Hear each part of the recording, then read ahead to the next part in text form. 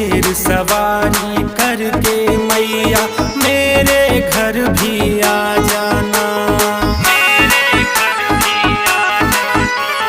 शेर सवारी करके मैया मेरे घर भी आ जाना।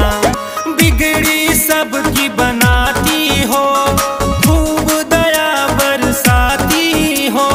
बिगड़ी सबकी बनाती हो, खूब दया बरसाती हो। मुझ पर भी बरसा जाना। शेर सवारी करके मैया मेरे घर भी आ जाना। शेर सवारी करके मैया मेरे घर भी आ जाना।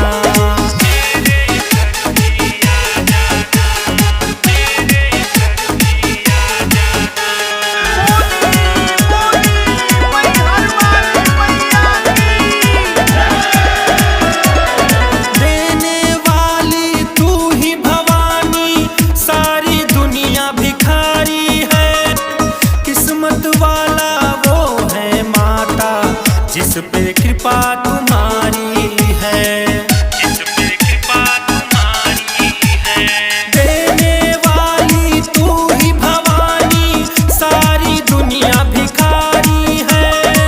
किस्मत वाला वो है माता, जिस पे कृपा तुम्हारी है। जग की जननी तुम ही हो माता, तुम ही सबकी भाग्य विधाता। जग की जननी तुम ही हो माता, तुम ही सबकी भाग्य विधाता। मेरे भाग्य भी चमकाना। शेर सवारी करके मैया मेरे घर भी आ जाना। शेर सवारी करके मैया मेरे घर भी आ जाना।